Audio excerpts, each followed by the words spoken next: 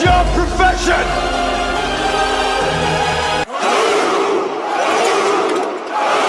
What is up, bro cha-chas? So, I've really been enjoying these videos recently, these videos I've been making. So Jonathan last time asked in the comments in the video before the last one about how to train your lats and grow wider lats. And then some people asked me about how to train your shoulders from the Young LA event for the previous video before that. So this video I was thinking that I would do how to train arms. Not because I have special arms, but because arms is something that I feel like I'm never going to want to stop growing. I feel like arms is just that muscle that it's like, you can never be too big, you know what I mean? So, as far as arm training goes, the most I can do with you guys, since I'm not special, I'm not spectacular by any means, and I do not know everything by any means, but I can just share with you what I know and have learned the last 14 years of training, combined with whatever science and research that I've read, and some anecdotal evidence from coaches in the industry that I've worked with. Of course, this isn't without consideration for shit like genetics, gear use, just having big ass arms. Like, let's be real here. You and I cannot deny the fact that Josh Manoy has big ass fucking arms. And I don't know what he may or may not be injecting into those babies. I like to give him the benefit of the doubt. Maybe he is what he claims, not just because he's my boy, but he does have those damn genetics for those arms. So what you and I can do, what you and I should do, is to block out all these people, friends and strangers alike, that are not us, out of our vision, and think of one thing, and that's us, where we started, where we are now, and where the fuck we're getting to. Because think about yourself when you first started your lifting journey, say if it was 5 years ago. How much bigger are your arms now? And if you want them to get a whole lot fucking bigger, the only thing we can do and the only thing we should do is to focus on what we can control. Because there ain't no fucking point in focusing on what we can't.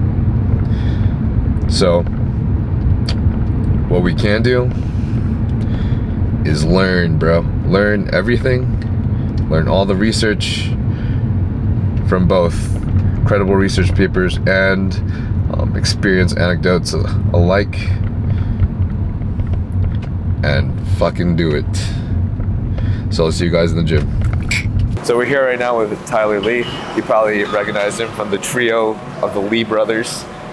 The Lee brothers. It's good. With Tristan's videos.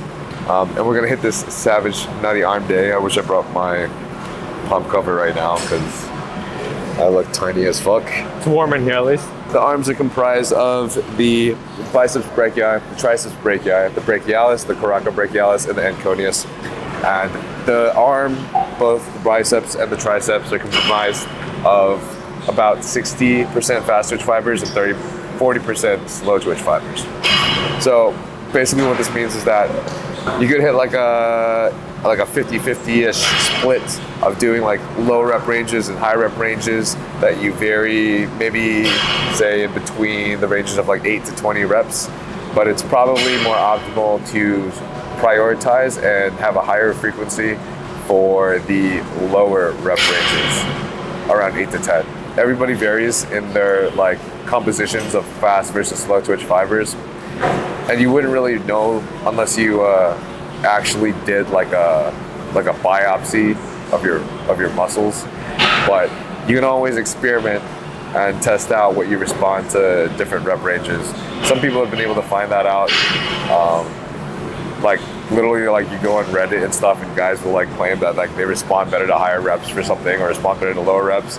Could be just in their mind, but I mean honestly, I think there's some kind of shit that goes into actually going to the gym for 10 years and experiencing that yourself. So for our exercises for today, we're going to base our exercises off of some research that we know of and target different portions of our arms for each of these exercises. So for the first one, we're gonna start off with biceps, and it's gonna be the easy bar curl. So there was a study in 2018 by Mark Holland et al. That actually showed that the easy bar curl showed a greater activation in the entire range of motion and only in the eccentric phase over the dumbbell curl. And then the easy bar and the straight bar curl both had like a similar level of activation. So choosing between the two would be a matter of subjective comfort. So for this first exercise, we're going to hit an easy bar curl, and we're gonna go fucking hard at it. And I say today, normally I split up, and my coach also has me split up my workouts into a low, a medium, and a high rep day. I kind of want to do the medium rep. That's kind of what I'm supposed to do for this week anyways. Sure. If you'd be down for that. Yeah, this is interesting because I never train arms on their own. This is the first time I've trained arms on their own in like 4 years. Really? Yeah. So it's like, I'm like Jay Cutler. I don't like training arms in any way. I'm gonna train every other big muscle group that I can, and then afterwards go and get an arm pump. But I haven't read the study you're talking about with the easy bars, so it should be fun to try. I actually, I've always had small arms because I train for men's physique, right? I literally just train to grow my upper chest, my shoulders, then my lats. So I just have that V taper, and because of that, like my arms were good, but they weren't like great. You know what I mean? No, they're no fucking Josh Benoit arms. Yeah. So like, talking to my coach, if I wanted to go to classic, I have to prioritize according to him my legs and then my arms. Right. So this is kind of why this is like the first time I'm also implementing arms as well. If your arms are weak right now and your legs are weak, then it's proportionate, right? So if you bring them both up, if you bring them both up to match your whole upper body, then you're good. Yeah. Just bring them up at the same time. It is a little bit proportionate. I think my arms are a little bigger than my legs should be, though. Which is why, I don't know, fuck it, we're still gonna do arm day. All right, so gotta take my pre-workout in the car. So Magnify and Cialis from Transcend.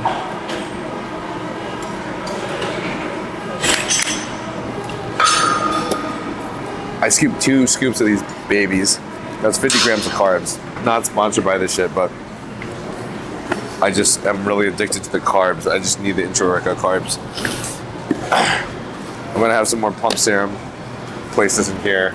Also, this is not advised at all, but I ate protein 3 hours ago, and I'm supposed to be due for my protein meal right now, which is really bad timing because I'm here at the gym, and that's not what should happen, but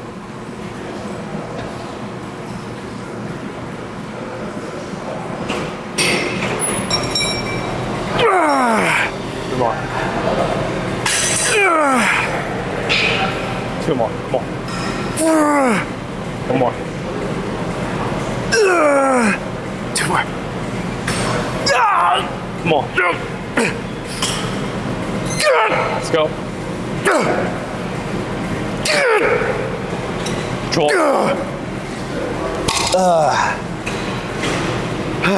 Thanks. You guys know that Asian meme? What's up? The Asian meme where the guy's just like I just think that's my face when I'm lifting. Tyler and I are shooting for 3 sets each. We're gonna do a 4th set on this one just because we want to fucking do it. Yeah, but you only really need to do like anywhere from 6 to 10 sets. If you're really crazy, you could go to 12. But I think for most people, that's probably totally, absolutely unnecessary. I mean, especially if you're doing 3 or 4 exercises. What? Especially if you're doing 3 or 4 exercises. Yeah.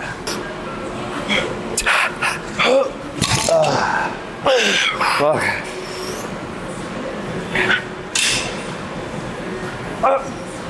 Tyler's arms are strong as fuck, bro. How's the bulk go?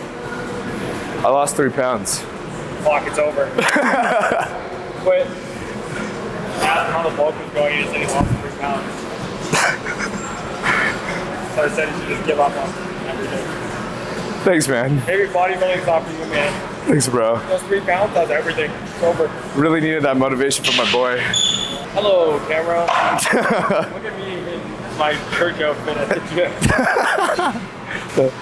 I'm just in the Church of Iron instead of the actual church. The Church of Iron, bro. I don't know, but Tyler and I were just talking about how I feel like I feel like I just tightened up. Like I dropped a lot of weight, but I didn't feel like smaller. Yeah, like your composition. I feel like I just tightened up. Kind of interesting. Yeah. Instead, it could have Like- just been just stress and just release. I think so. I also took a lot extra glutathione recently. Maybe that helped. Yeah. Yeah. Could be. So this is Tyler's choice for the next exercise, which I think is an amazing fucking choice. We're doing incline lying seated dumbbell curls. Yep. And so the purpose of this, right, is to lengthen the bicep, keep it in the most lengthened position. That way you do stretch mediated hypertrophy. Engages the most hypertrophy whenever your muscles are in the most lengthened position. So it's just like if you're doing quads, you want to go all the way down rather than just do half reps. So for this one, our arms are going to be behind us. However, we don't. I think something that we don't want to do is we don't want to keep our arms completely like perpendicular with the ground. We still want them just a little bit forward, right? So that way we're still engaging a little bit of front delt, which is a function of biceps. Right. Just a little bit. Just a tiny bit. Not fully forward, because with the standing easy bar curl and with our last exercise, which is going to be a bent over spider curl, we're going to be using a lot of shoulder flexion and working in the shortened position. This, we're focused on working the lengthened position. So we just want to keep it forward enough so that when we're at the bottom of the movement, tension doesn't come off the bicep. Yeah. So when we're lowering the weight down, we're forcing those elbows forward almost so that we can lengthen the bicep and engage the tricep and then contract from that position. Okay, nice, cool. Just a heads up, guys, biceps are my weakest muscle group. This 30 pounds is gonna be heavy. Force those elbows through at the bottom.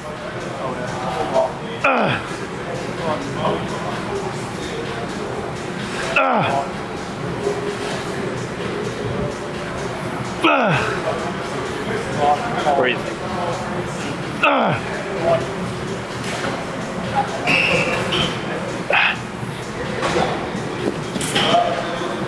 Come on.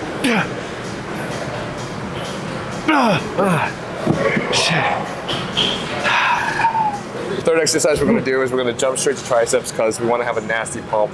And I feel like just a solo bicep pump is incomplete. So we're going to do an exercise based off of a study, an interesting study that was in 2022 by S. Mayo et al. Or some shit like that. Basically, it stated that, of course, muscle hypertrophy is great. Oh, what's up, bro? How you doing, man? Muscle hypertrophy is the greatest at the muscle at the lengthened position, but it showed that the tricep brachii has overall greater hypertrophy at an overhead position when the triceps is lengthened than a neutral position, and then particularly for the long head.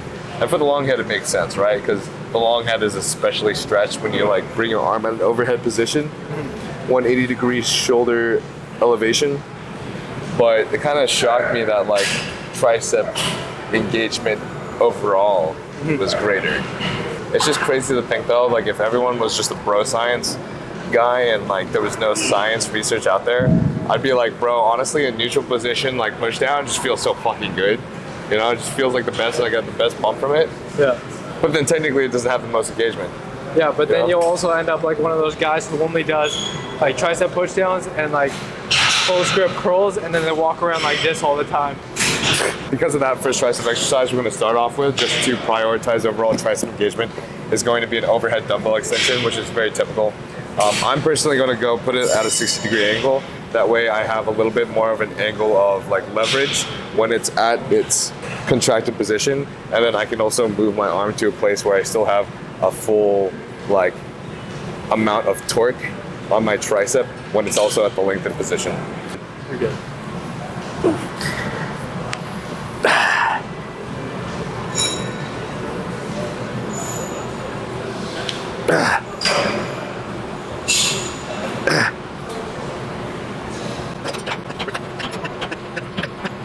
Let's go.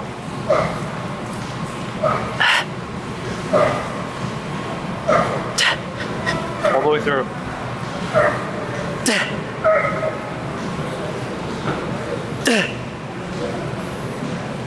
Come on,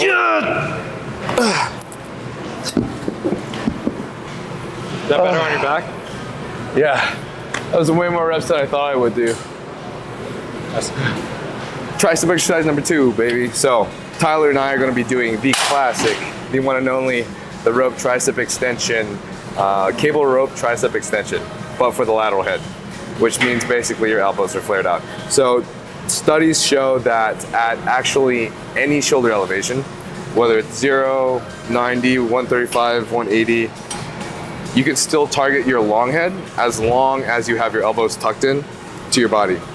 But if you actually have your arms at a neutral position, so your shoulder elevation is at 0 degrees, you actually can activate your long head of your tricep and engage the most force, which presumably is because it's contracted, right? Whenever your muscle is shortened, you normally have the most force at that position. Doesn't necessarily mean the most hypertrophy though. They've shown in the studies that I showed earlier, the most hypertrophy happens at the lengthened position. So for this exercise, what we're gonna do is, like, in order for you to get like a full head of your 3 heads of your tricep, have like a beautiful fucking arm with all these different types of beautiful heads and shit, then we're going to flare our elbows out. That way we're alleviating the engagement of the long head and literally just isolating as much as possible the lateral head, which is going to be the little like bumpy ass mounted part on the outside that is like the outside of some people's horseshoe. For me, it looks more like an ass. I don't really have like a nice round horseshoe. Kind of looks like an ass cheek, right? Kind of. I'm not sure. I don't know, but everyone wants to bias the different heads. Everyone loves head. My preference, and this is something I learned from Andre Dayu actually, is that we like to push into the rope. That way when you're doing like an elbows flared out, it's like you're almost doing a movement more similar to if you were doing like a close grip push. Because otherwise you'd have to bring it down like this, right? So like the farther you are away from the cable, the more you're like bringing it backwards. Right. Whereas the closer you are with the cable behind you, the more you can push it out. You have more leverage and more stability, so you can just drive straight down through the elbow joint, across the elbow joint for your tricep. So that's what we're gonna try to do here, is try to push into the cable. That way it's less of like a pushing out in a long head movement and more of like a flaring elbow, pushing in, tucked in lateral head movement.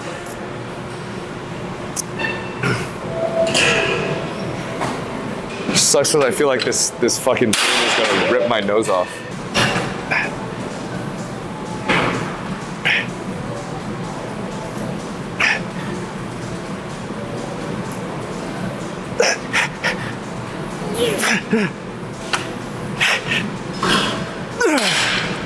Fuck. So we're on the last bicep exercise, and Tyler's picking this one, right? Yeah, we're working through a shortened position with these incline chest supported spider curls. We're shot from the incline dumbbell curls, so this will be absolute hell with full shoulder flexion. You got anything to say about it? I guess something that we were talking about with Tristan too. I don't have a study for this one, but mentioning one great thing about the spider curl is you don't put the bicep in the lengthened position, but you do, in order to do a correct spider curl, you actually have, or want to flex your shoulder so that your arm is engaging in a little shoulder flexion, and that way you're engaging one function of the bicep, which is shoulder flexion, rather than just simply elbow flexion. The point of that is just to put yourself against weight. Like if you're doing a preacher curl, you'll be in that position, but the preacher curl support is gonna keep you from actually engaging in the shoulder flexion by using your bicep. I hope I have some studies here, so this doesn't sound like bro science.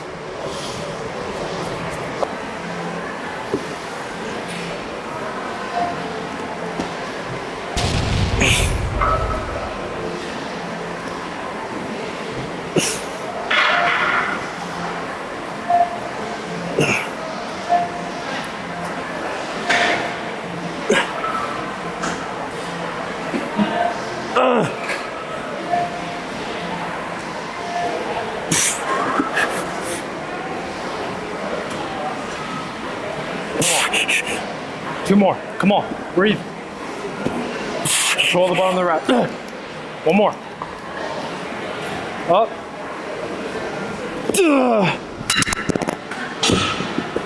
There goes the mic. if we implemented one study from the previous exercise that we hit, I would assume that just like the other regular easy bar curl, for the spider curl, an easy bar would probably be more engagement on the full range of motion of the eccentric. But I think the benefit of us doing dumbbells in this is that way you could just isolate both arms. So if you have one arm that is prevalently more strong or more, I don't know, big than the other one, then that way you could just isolate them so you can kind of even out the uneven distribution. Right, or if one shoulder is compensating more than the others being towards the end of the workout. Oh, that too, yeah. Uneven. Right, the shoulders too. So it's up to you. If you have mismatched arms, then probably dumbbells. If not, easy bar might actually be a teensy bit more engagement according to the study. Mom. Yeah.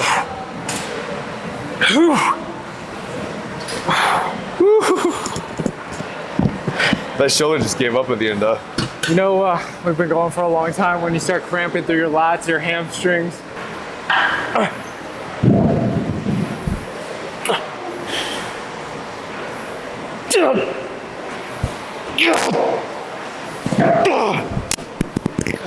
get me.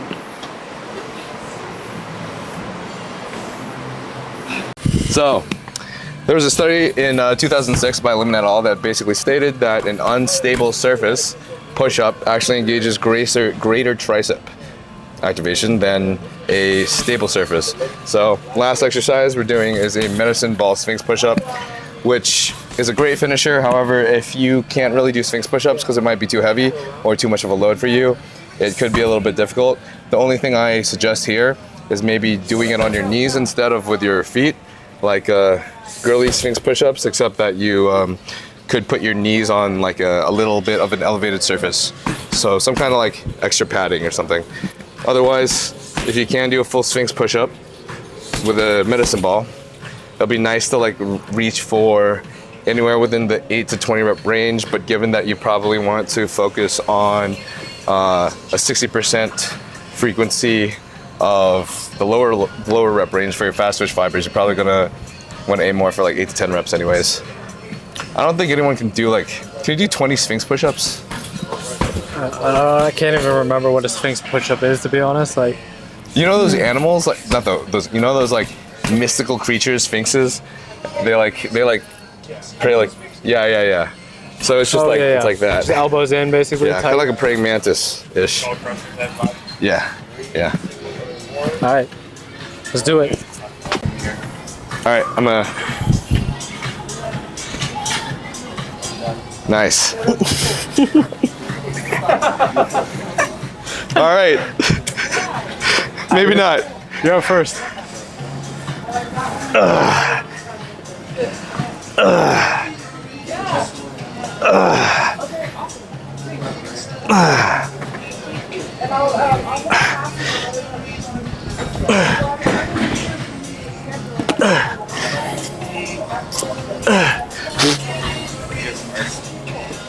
Front.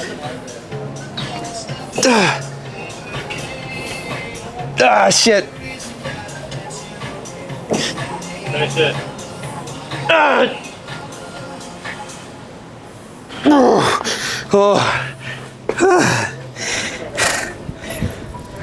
Shit my pants. The other variation we can do if the Sphinx push-up is hard is just doing a casual close grip push-up on the medicine ball, which is honestly gonna hit your triceps just as much. You're just gonna engaging the long head a little bit less because you're not tucking in your elbows. It's gonna be a little bit more of a lateral head. Still sick. This ball is flat as shit.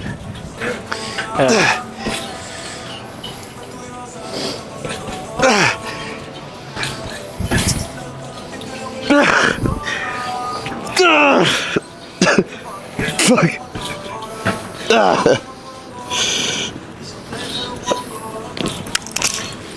God damn it. Well, what kind of exercise is that? Fuck. I don't want to do this anymore. Bodybuilding in general. Tyler Lee, the great Tyler Lee. Way more jacked and stronger than Tristan Lee. And Niall Niga. Official Tyler Lee on everything. You probably want to follow Niall a little bit more, but I'm here. To support, of course, as usual, Young Away, code Nile for a 50% discount, and then Huge Supplements are the supplements that I took as well. Code Nile again for a 10% discount off of that. Also helps fund the YouTube and the podcast and me eating my meals. And then Starting prep soon? if you want to, the actual shred prep, probably not till the beginning of next year, like fall. It's only like 3 or 4 months away. Don't say that, man. Haven't gained enough mass yet, you know? Just up the trend. Up the trend, baby.